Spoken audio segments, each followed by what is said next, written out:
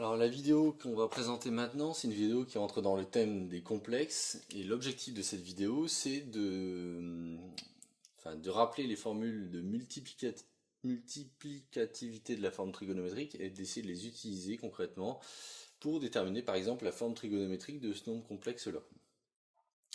Alors, qu'est-ce qu'on appelle la forme trigonométrique d'un complexe? La forme trigonométrique d'un complexe, c'est la forme suivante, c'est-à-dire qu'un complexe, il peut s'écrire, on l'avait vu dans une vidéo précédente, sous la forme module de z fois exponentialité θ. Le module représentant la distance entre le nombre complexe et l'origine du repère complexe, et le θ représentant l'argument entre l'axe des abscisses et la droite reliant l'origine au nombre complexe.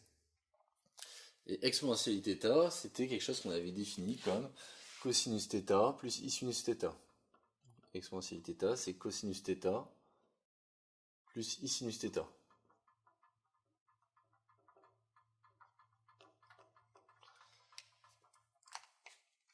Alors, il se trouve que l'exponentielle complexe iθ, on peut la représenter sur le cercle trigonométrique de la manière suivante. C'est-à-dire que le cercle trigonométrique, donc c'est le cercle de rayon 1 centré autour de 0.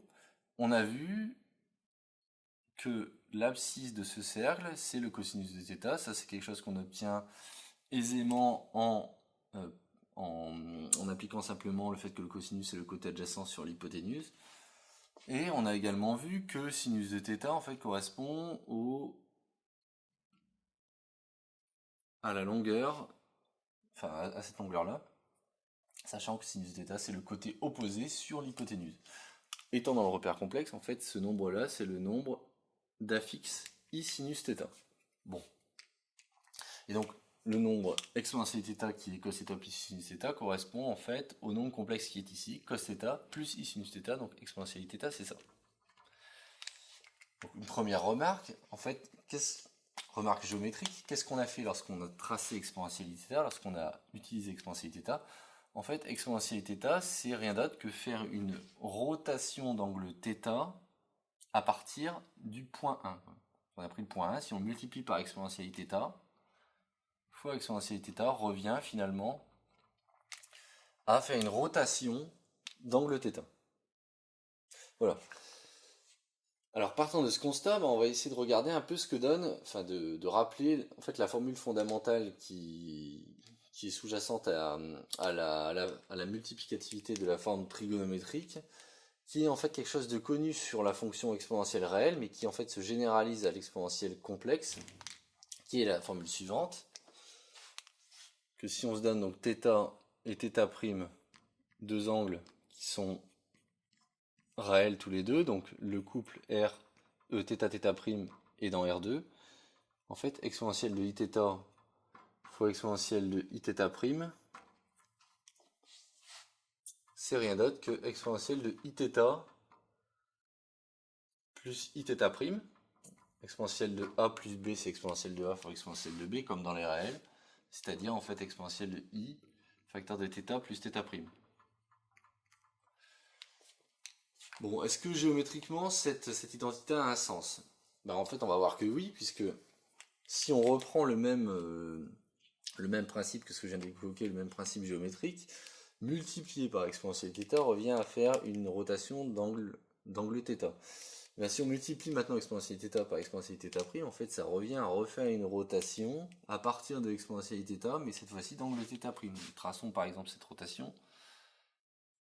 Hop, imaginons que l'angle θ', ça soit cet angle-là. Donc ici, j'aurai le nombre exponentielle θ fois exponentielle de i facteur de θ'.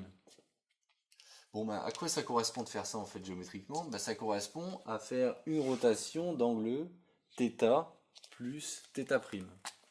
Quand on a multiplié par exponentielle θ', en fait, ça c'est rien d'autre que une rotation d'angle θ plus θ', qui correspond en fait à la somme de ces deux angles.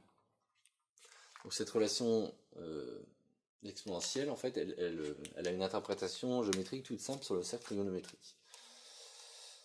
Bon, donc voici une première relation de multiplicativité donc de l'exponentialité θ, et donc en particulier de la forme trigonométrique qu'on pourra utiliser justement sur des complexes de cette forme-là. Bon, alors à quoi est-ce que ça peut nous servir ça? Bah, par exemple, si appliquons cette formule à θ et à moins θ, et regardons ce qui se passe, quoi. Donc si on applique cette formule à θ et à moins θ, on obtient que exponentielle de i θ fois exponentielle de moins i θ,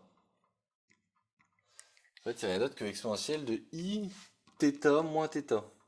Mais θ moins θ, c'est 0, ça fait exponentielle de i fois 0, c'est-à-dire 1. Et maintenant, bah, passons le exponentielle i θ en dessous, divisons par exponentielle i θ des deux côtés. Bah, on va obtenir au final que exponentielle de moins i θ, c'est donc 1 sur exponentielle i θ. Donc là, on retrouve également quelque chose qui avait été vu sur les réels, c'est-à-dire que l'exponentielle de moins a c'était égal à 1 sur exponentielle de a, ben, cette chose se vérifie également pour les exponentielles de moins i θ. Voilà. Donc maintenant, même chose, avec, essayons de déterminer ce que vaut exponentielle de i θ sur exponentielle de i θ', en nous servant de ce que nous venons d'utiliser, avec toujours θ et θ' qui sont de réelles données. Bon, bah, si je me sers exactement de ce que je viens de faire, exponentielle de 1 sur exponentielle de i θ', bah en fait c'est exponentielle de moins i θ'. Donc ça me permet d'écrire cette identité comme exponentielle i θ fois exponentielle de moins i θ', en utilisant cette relation-là. Mais maintenant, on sait que exponentielle de i θ fois exponentielle de i θ', c'est exponentielle de i θ plus θ'. Donc là, même chose. Cette chose-là, ça va être exponentielle de i θ moins i θ'. Et en fait, c'est exponentielle de i θ moins θ'. Donc quand on fait un quotient d'exponentielle, en fait on fait exponentielle i θ moins l'angle de la seconde exponentielle. Donc voici nos trois relations essentielles en fait qui découlent toutes d'une seule et même relation qui est celle-ci. C'est-à-dire que ça découle directement de cette relation là, c'est-à-dire que exponentielle i θ fois i θ' est égal à ça. Et celle-ci découle de celle-ci qui elle-même découle de celle-ci. Donc en fait celle-ci, la connaissance de celle-ci permet de déterminer toutes les autres.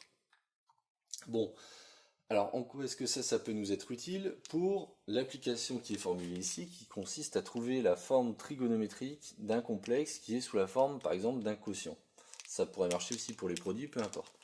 Alors il y aura une première stratégie qui consistera à dire on a un quotient de nombres complexes. Ce qu'on va commencer par faire, c'est essayer de le mettre sous la forme a plus ib en multipliant par le complexe conjugué du dénominateur. C'est ce qu'on avait vu dans une vidéo précédente, comment obtenir la forme algébrique d'un complexe en multipliant par le complexe conjugué. Ça serait une première possibilité. Sauf que souvent, ça mène à l'impossibilité, dans beaucoup de cas, de déterminer la valeur de l'argument de l'angle, parce qu'on se retrouve avec des cosinus qui ne tombent pas sur des valeurs remarquables. Alors il y a une autre possibilité, une autre technique que je vais vous montrer ici, qui consiste à dire, on va déterminer la forme trigonométrique de chacun du numérateur et la forme trigonométrique du dénominateur, puis on va avoir un quotient de forme trigonométrique, et on va utiliser les propriétés de multiplicativité de la forme trigonométrique pour trouver la forme trigonométrique du complexe complet. Alors je vais le faire concrètement pour que ça soit plus clair. Alors pour ce qui est de déterminer les formes trigonométriques du numérateur et du dénominateur, je renvoie à une vidéo qui expliquait justement comment déterminer la forme trigonométrique d'un complexe, par exemple de la forme 1 plus racine de 3i ou 1 plus i. Et donc là, on va directement donner les valeurs la forme trigonométrique de chacun de ces complexes. C'est-à-dire que z, en fait, ça va être de la forme. Alors le numérateur, sa forme trigonométrique, c'est racine de 2 fois exponentielle i pi sur 4. Le dénominateur, ça sera 2 exponentielle i pi sur 3. Donc ça, à voir avec la vidéo associée pour la justification. Et donc là, plutôt que d'avoir choisi de multiplier par le complexe conjugué, on choisit d'écrire les formes trigonométriques de chacun des morceaux. En fait, on coupe en petites briques finalement le nombre complexe, on détermine la forme trigonométrique de chacune des petites briques, puis on les assemble. Alors là, évidemment, on n'a toujours pas une forme trigonométrique, puisque ce qu'on voudrait, c'est avoir un truc de cette forme-là à la fin pour petit z. Là, on a un quotient de truc de cette forme-là, quoi. Donc, bah, pour faire ça, il va falloir finalement utiliser un petit peu ce qu'on a vu précédemment. C'est-à-dire que premièrement, lorsque vous faites le quotient de ces choses, bah, on peut déjà mettre le racine de 2 sur 2 devant. Et ensuite, on se retrouve avec exponentielle i pi sur 4 fois, enfin divisé par exponentielle i pi sur 3.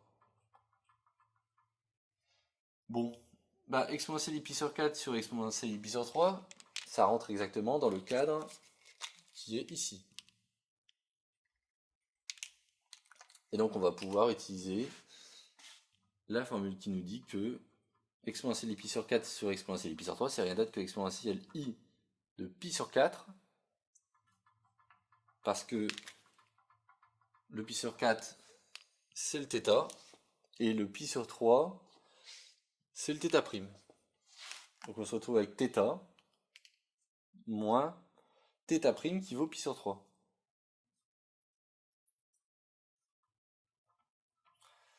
Au final, on se retrouve donc avec racine de 2 sur 2 fois exponentielle de i 3 pi sur 12, je réduis au dénominateur, moins 4 pi sur 12. Ce qui donne racine de 2 sur 2, exponentielle de moins i pi sur 12. Alors là, on a quelque chose qui ressemble beaucoup plus à ça, qui ressemble même complètement, dans le sens où on a bien quelque chose de la forme module de z. Ça va être le module de z. Et ça va être l'exponentielle de iθ. Alors notez qu'ici, on arrive bien avec quelque chose de la forme, quelque chose de positif. Si on n'avait pas quelque chose de positif, bah, il faudrait remplacer le moins 1 par i carré et écrire i carré sous une forme exponentielle. Donc i au passage, enfin i carré, moins 1, c'est aussi exponentielle i pi. Donc ça pourrait permettre de transférer le moins à l'intérieur du terme exponentiel. Et donc là, on a obtenu la forme trigonométrique de z en utilisant la forme trigonométrique, la multiplicativité de la forme trigonométrique. Et donc ça clôture cette vidéo sur utiliser cette multiplicativité pour déterminer la forme trigonométrique d'un complexe.